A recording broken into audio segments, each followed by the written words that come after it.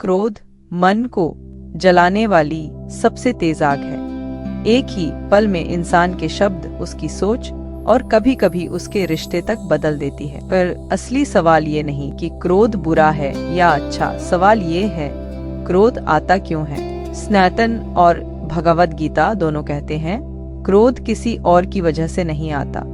क्रोध का जन्म बाहर नहीं होता, क्रोध वहीं पैदा होता है जहां हमारी इच्छा टूटती है। गीता में कृष्ण ने अर्जुन से कहा था, इच्छा से क्रोध उत्पन्न होता है और क्रोध से मोहभंग, यानी क्रोध का रूट कॉज हमेशा इच्छा होती है। सोच कर देखो, जब कोई हमारी बात नहीं मानता, जब कोई हमारी उम्मीद पूरी नहीं करता, जब हालात हमारे हिसाब से नहीं होते, तभी तो क्रोध उठता है, क्योंकि मन ने एक उम्मीद पकड़ी हुई थी और जैसे ही वो उम्मीद टूटी, क्रोध आ गया। सनातन कहता है क्रोध वहाँ पैदा होता है जहाँ हम दुनिया को अपने हिसाब से चलाना चाहते हैं। हम चाहते हैं कि लोग वैसे बोलें जैसे हम चाहें, वैसे सोचें जैसे हम चाहें, वैसे बिहेव करें जैसे हम सोचते हैं। लेकिन जब ऐसा नहीं होता तो मन के अंदर एक तकरार पैदा होती है। यही तकरार क्रोध है। एक बात हमेशा याद रखना, क्रोध कभी इस बात पर नहीं आता कि सामने वाले ने क्या किया। क्रोध इस बात पर आता है कि उसने वो नहीं किया जो मन चाहता था। अगर मन में कोई इच्छा ही न हो तो क्रोध कहाँ से आएगा। कृष्ण कहते हैं इच्छा, क्रोध और मोह मनुष्य के 3 महाशत्रु हैं। जिसने इच्छा को समझ लिया उसने क्रोध को जीत लिया। अब मन में एक सवाल आता है, हम मन से ये इच्छा क्यों बनाते हैं?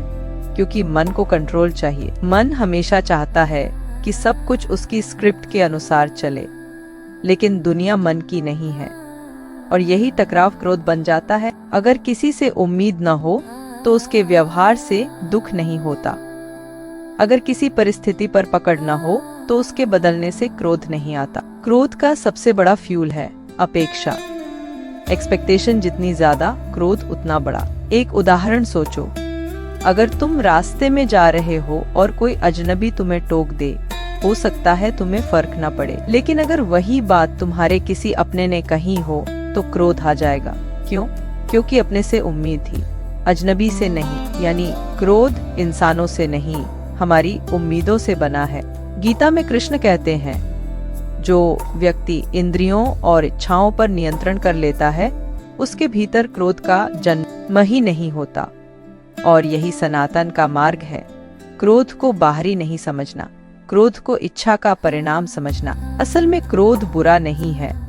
क्रोध एक संकेत है कि मन कहीं न कहीं पकड़ बनाए बैठा है। क्रोध बता देता है कि मन के अंदर कोई उम्मीद टूटी है, कोई इच्छा अधूरी रह गई है, कोई अपेक्षा भारी हो गई है। क्रोध को समझना, क्रोध को जीतना है। कृष्ण कहते हैं क्रोध से बुद्धि नष्ट होती है, यानी क्रोध में लिया गया कोई भी निर्णय सही नहीं होता, क्योंकि उस समय दिमाग सोच नहीं रहा होता, बस प्रतिक्रिया दे रहा होता है। स्नेटन कहता है जहाँ इच्छा घटेगी वहाँ क्रोध भी घटेगा। जहाँ पकड़ छोड़ी जाएगी वहाँ मन हल्का होगा, और जहाँ मन हल्का होगा वहाँ शांति बढ़ेगी। तो अब याद रखना, क्रोध बाहर का तूफान नहीं, अंदर का तनाव है। क्रोध दुश्मन नहीं, एक संदेश है, और जिस दिन तुमने इस संदेश को समझ लिया उसी दिन क्रोध पर विजय मिल जाएगी।